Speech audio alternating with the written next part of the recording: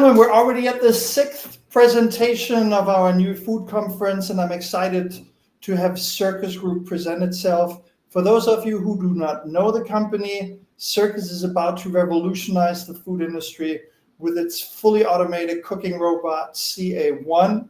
We cover this company, and I will give you a research link in a few minutes in the chat box. But of course, let's hear this exciting story directly from the founder and CEO, Nico Bullwinkel. A couple of logistics before we get started. 30 minutes presentation, including Q&A. We will record this presentation, and if you have any questions, please feel free to enter them into the chat box, and we will address them after the presentation. But before we give the word to Nico, let me quickly show you a video that probably explains very well what the CA1 cooking robot actually is able to do. Hello, CA1. Hi, how can I help you? I'd like to eat something. What do you have?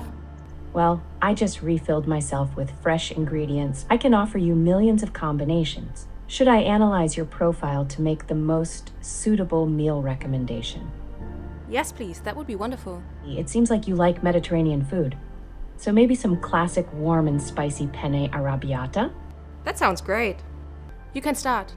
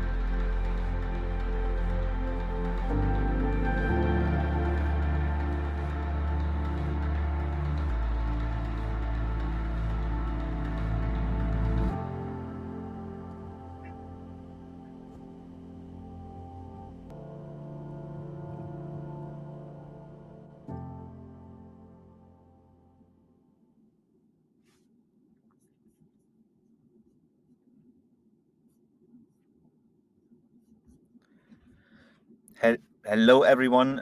Thanks for joining today's session and virtual conference, and thanks for watching the video first. I hope that gave a good explanation of what we do at Circus as a core of our robotics element. I'm Nicolas Bullwinkel, founder and CEO of the company.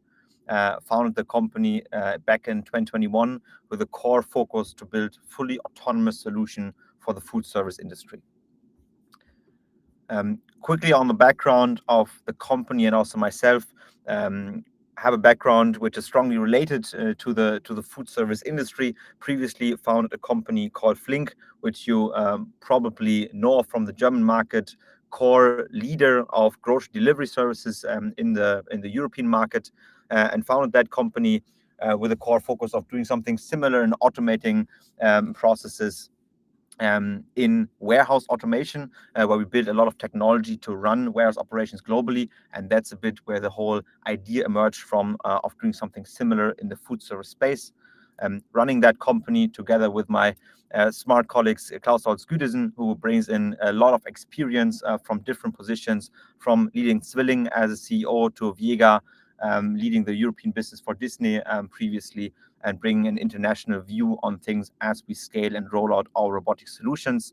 And Fabian Becker, CFO of the company since day one, basically, not joining today, but always available for questions afterwards, and happy to connect, who comes from a more asset-heavy industry of running and building a shipping company with over 400 million assets under management, and basically brought that core team together, which over the last years grew with a strong management that we've built up. And I think some of the news here also for the ones who know us, we've just recently had a new joiner who officially started just yesterday, with Dr. Max Schwaller, who joins as the previous commercial director from Rational, and right now leading also our commercial efforts to scale the CA1 globally, and is supported by more management roles, which come from different industry, from the food industry, as well as from complex supply chain, fashion businesses, with really a lot of knowledge of how to build up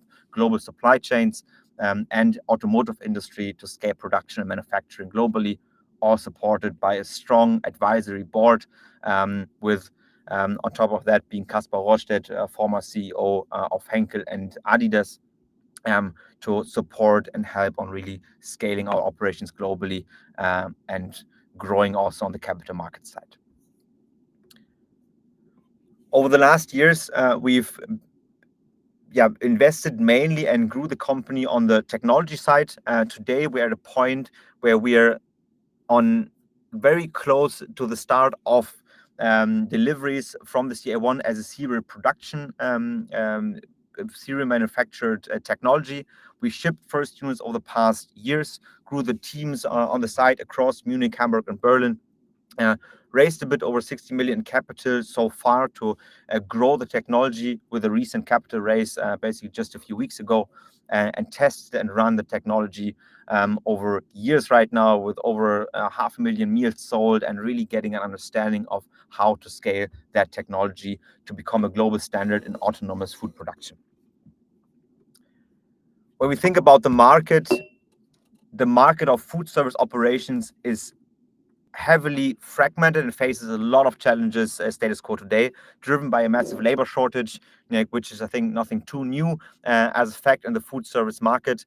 We see a lot of opportunity to bring more skilled operations into the market by automating certain processes, and the lack of labor today and the lack of also skilled labor in the food service industry brings a lot of follow-on problems, right? From a lack of food quality to a constant increase in costs driven by inefficiencies, driving food waste, operational costs, and high fixed costs, which often end up at a problem of low quality food. And this is what makes the cheeseburger the most sold food product in the world, simply because it's really, really hard to scale high quality food. And that's where we come from. And that's what our mission is, to really build something where we can fuel humanity with great food, with high quality, on a price point that basically has never been realized before, simply because we can drastically change the economics of the industry by automating a lot of process elements. Over the past month, basically, and this year so far, we've realized a strong pilot cases, with on top of that being Rewe as a pilot. So over the course of the year, you will see first CA1 units fully integrated into Rewe stores and becoming part of everyday lives and everyday shopping and eating behavior for people across Germany as a starting point. On the side to that, we also entered the defense sector with the first fully autonomous field kitchen, also supporting armed forces in the field, in base camps, to automate complex supply chains, and also solving labor complexity in similar cases and similar use cases to retail and others that we're addressing, as well as started and kicked off officially our serial production with a capacity of up to 6,000 units per year, with a global partnership with a company called Celestica, and also received our patent to really have a strong backing from an IP perspective to scale our technology globally.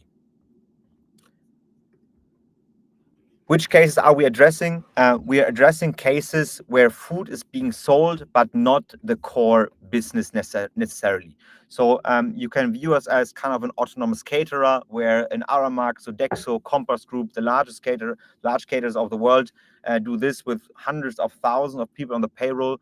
We offer even better service with no people, and can really offer fully autonomous solutions for cooking fresh meals on demand 24/7 across different use cases, from hotels, hospitals, elderly care, to universities, schools, and even mobility and retail integrations, like the case with Rewe, and as a strong growth vertical that evolved over the past 2 years with the defense sector as one element to scale also autonomous food supply for really high-risk environments and people who definitely need proper infrastructure on ground.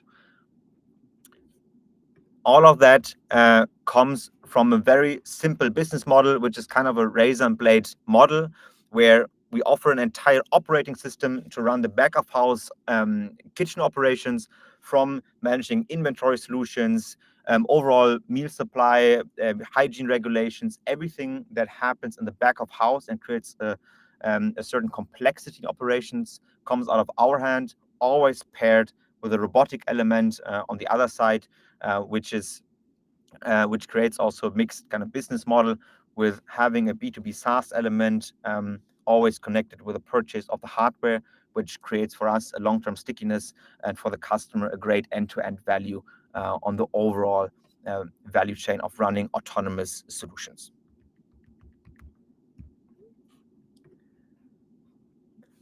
On the food side, and that's kind of the output for the end consumer and something that is incredibly important for us. We come from a starting point where it was always core for us to offer great meals and fresh food. So today we have a setup which you, in the cooking process, you can compare to kind of an industrialized version of a Thermomix.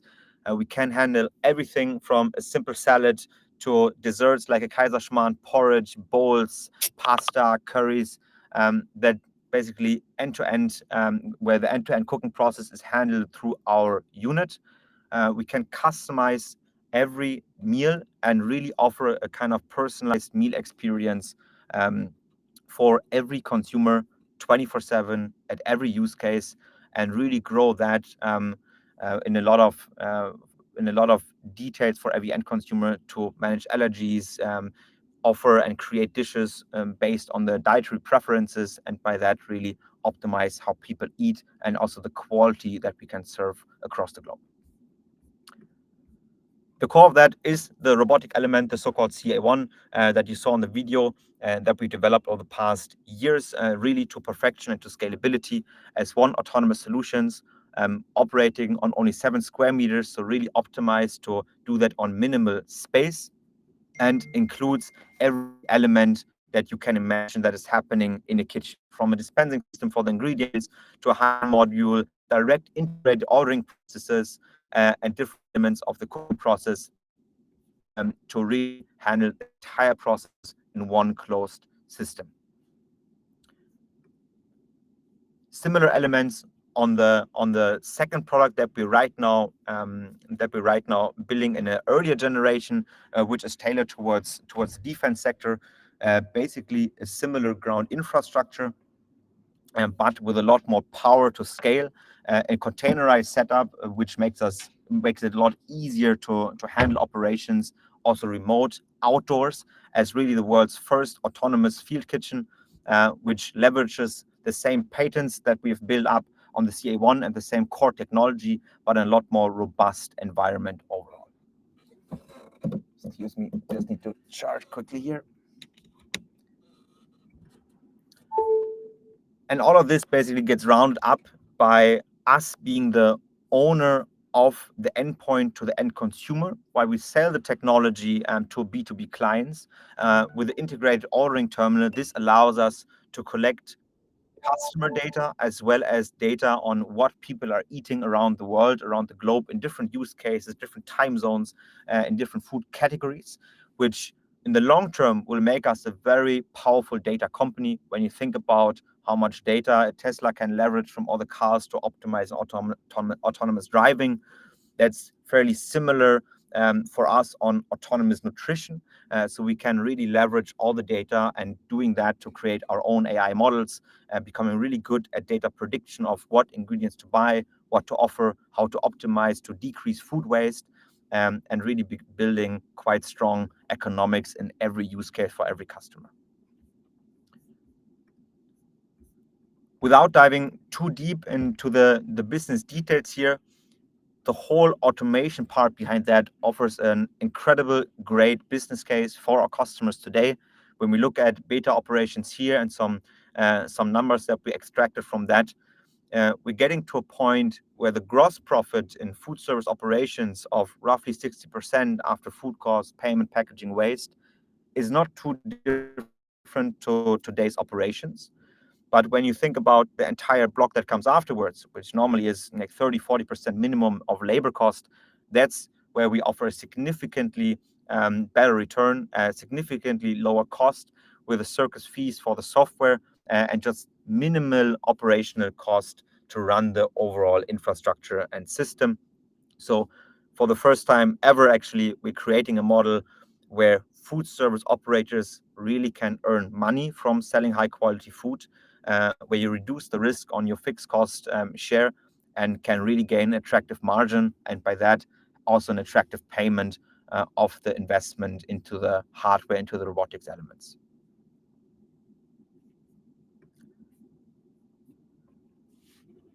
To scale that entire setup, we've partnered with some of the biggest and really leading suppliers and also manufacturing partners around the globe, from Siemens Integrated Electrical Systems to strong partnerships with Meta to integrate their open source Llama AI models to get better at prediction and also consumer interaction, to Universal Robots, and on top of that, Celestica as our global manufacturing partner, where we don't own our own factories, but through contract manufacturing on the robotics side, reach a point of really great scalability and mass production for the first time ever, actually, of AI robotics in that sector. Today, we have a capacity of up to 6,000 units per year, have already started serial manufacturing, with first units being delivered to core customers like Rewe starting from summer this year, and more customers lined up to really grow our global footprint, and having the also the resources and the capacities to scale manufacturing with Celestica, as well as service and maintenance, which all comes out of one hand of a global partner, so we can really focus on R&D of robotics technologies as well as software development, but are not the producer ourselves or need to heavily invest in CapEx for our own factories. After a few years of kind of pre-revenue status and heavy investments into the R&D field to really create something new and something like that is really a core innovation for the food service market, this year and talking 2025, 2026, we are seeing that we are jumping into a new phase of really generating revenue in the start, driven by hardware that we're selling into the market, and obviously more and more software share that will grow over time. So in the short term, bring us to a low triple-digit volume on rollout for the hardware as we're ramping up production capacities and as we're rolling out more and more customers, with an expectation of a double-digit million revenue and a comparably smaller recurring SaaS share, driven by first units that need to get out into the field, and revenue share on the SaaS side that we're growing over time as more and more units are deployed in the field, and we can gain from that. In the midterm, this brings us to a lot more stable revenues on the SaaS side, with like the more units we have in the field, the higher the share of SaaS revenue becomes. We see over 70% of recurring SaaS share here of total revenue, with over $1 billion in revenue expected in the midterm, and a production capacity and rollout deployment speed of 4-digit per year, which we can already execute today. It's more a question of ramping up production capacities without going too crazy on logistics and multi-countries at the same time. And with that model, we're really confident and we see a very clear path towards an EBITDA around 30 to 35%, driven by a strong model on the OS side, on recurring SaaS fees for our software prediction models and end-to-end integration into the operations, with this very strong stickiness by deploying hardware elements that really solve the core problems of today's operators, and really automating the entire process for them end-to-end by intelligent robotics integrated into their operations and customers' daily life. Last point, as on the shareholder structure for your information, we founded the company in 2021. Myself, I founded the first phase of the company, still today largest shareholder of the company. Over the last years, we've raised over multiple rounds a good 40 million in capital. with basically the investors, angels, as well as me and additional management holding 70% roughly of the company. These 70% are still locked till September 2028, since we agreed to a 5-year lockup with a listing to really also commit to this long term. The direct listing was more a way for us to leverage the strong benefits of being a public company. Not at all a liquidity event. No shareholder sold a single share, neither did I, and don't have any plans to do that. And with a free float of 30% right now, growing also on the liquidity side, and with a just recently raised new fresh capital round, our first round actually as a public company, having also the growth capital right now to scale production, enter new markets, and growing our footprint globally. The most important question is always, how does it taste and where can I see it?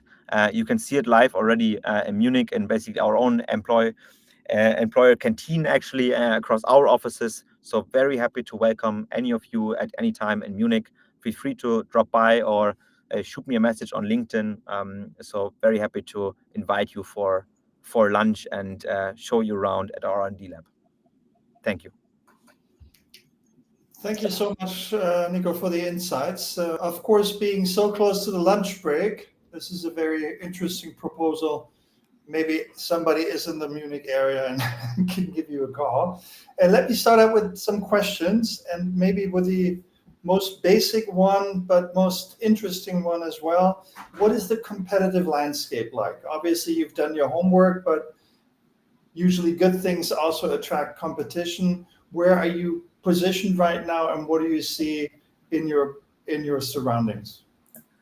I mean, there's two views on this, right? So one is when we really see, like when we talk to customers, who's the competitor talking to the customer? That is usually the large caterer, right? That's an Aramark, that's an Sodexo, that's a Compass Group. That's kind of the equivalent of what we do on a lot more manual basis, and these are the parties who own the customers today in a lot of cases. So we are kind of the autonomous competitor to the standard caterers on really the today's market perspective side. When we think about, and I saw it in the question on like, who's developing other cooking robots, from my perspective, there's way too less happening in the market globally. We're still at a point where we need to often explain the technology from scratch. AI robotics is fairly new. There's a lot of things happening, but not a lot that really has established itself in the market.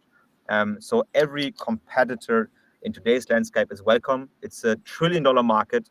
Till we get to a point where we really have a competitive fight around customers, that's years down the road from our view into the market. Nevertheless, we see great companies developing, but in early phase. We've started this company in 2021. We own the patents on cooking robots and see more and more players popping up, but not as far as we are.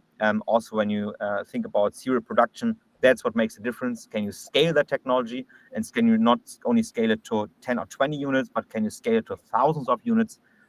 That's what we're focusing on. And we don't care too much about the first 5, but about the first 500 units in the field. And that's where we really have a competitive edge paired with AI and software in the back powering the entire ecosystem. All right, thank you. A follow-up question on the competitive environment is, and I'm sure you're quite familiar with the name GoodBits, GoodBytes, I guess that's how you pronounce it. Can you give us some insight into how you view this competitor? And also, I think they're located in Hamburg as well. And you moved from Hamburg to Munich. I guess that did not have, that was not the reason for it, but if you could just allude a little bit on how you see GoodBytes and where you see them in comparison. Yeah, as mentioned, right? So it's an early phase in the market. Over the past years, we deployed a handful of units into the field to really understand the customer and run beta operations. A similar stage they are at the moment with, I think, a handful of units deployed into different use cases. The one thing is what is exciting from them is that they focus a lot on ghost kitchen operations and integrating their technology into kitchens as kind of an assistant to chefs. Our approach here is more focusing on entire fully autonomous solutions, for example, integrating into a Rewe shop, into gas stations, universities, and so on. So not in the kitchen, but more closer to the customer, as something more of a type of a vending machine. But it's so early in the market. There is no competitor right now could steal a market share. The only ones who are owning the market are the old, established big caterers, but not small startups. Thank you. You've talked about the recent capital increase, which I think yielded around 21 million euros, give or take. The business model is such, if I understood it correctly, the software you've developed, so most of the costs are incurred, R&D, etc. The production itself is third-party and outsourced, so you have not a lot of fixed costs incurring going forward there as well. Anyhow, you have ambitious growth plans up to four-digit unit sales in 3 to 5 years. The current cash that you've secured, is that enough as a runway to realize all these goals, or do you think you might come back at some point to raise additional capital? So with the cash that we and the fresh capital, we can run and grow the company into profitability if we want to, right? It's all a question of speed and how fast we want to grow and roll out new markets. Given the current competitive landscape, honestly, I'm fairly relaxed, and we can take it step by step into new markets. But the only thing where it makes sense is to obviously grow faster. We're eyeing a lot into the US market with a dedicated production space, with obviously a massive market opportunity. When you just think about Trump politics, who's doing a lot of more or less good things to reduce the workforce in food service, which is mainly immigrant workers. So currently in the US, you're losing a massive share in workforce in the food service sector. So it becomes a perfect momentum for entering that market.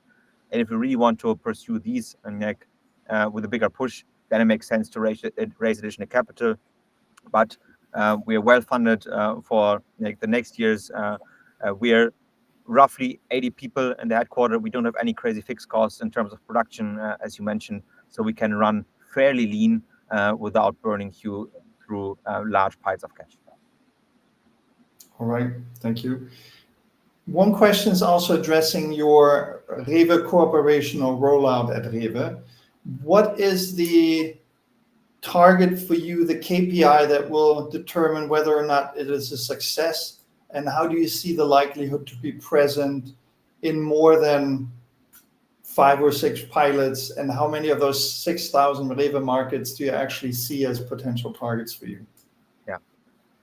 So on the KPI side, I mean, there's very standard technical ones, right? So guaranteed uptime, service and support, are we responsive? So they really want to understand how they can collaborate and work with us to really scale that technology. Second part is obviously customer adoption, taste, right? Do customers like that? That's something that we learned over the past years customers do, simply because you can also win fairly quickly on having a higher quality at a better price, right? That's the key for a customer. You can see cooking live, it's fairly transparent, it's clean, so you gain trust fairly quickly with the cooking process overall. So we don't see any massive blockers there. It's just getting to a point of integrating something so new into retail, which has never been done before globally. So that's kind of the first phase to warm up before potential rollout. And from the rollout kind of speed and also the volume, the Rewe Group overall operates far more than 10,000 locations just in Germany, right? And that also ranges to hotels, different brands, not just Rewe Markets itself. So there's a massive potential just coming from that one client. And obviously also a great case of visibility to grow our technology. And that's why we want to focus on this, to really have it integrated and visible in the daily lives. When you talk to the management of the Rewe Group, their take is, if this works well, and this is kind of the next, how you call it, baking machine, right? A few years ago, it was completely new that there's fresh bread in a retail store. Today, it's an absolute standard. And the natural evolution the natural hypothesis that follows is that the same thing will happen with food. You don't just have a pre-packed salad, but it becomes fresher, more on ground, and you can win the customers that you normally lose in front of the Rewe that go to the Italian restaurant around the corner. And we can really put a whole food court on minimal space.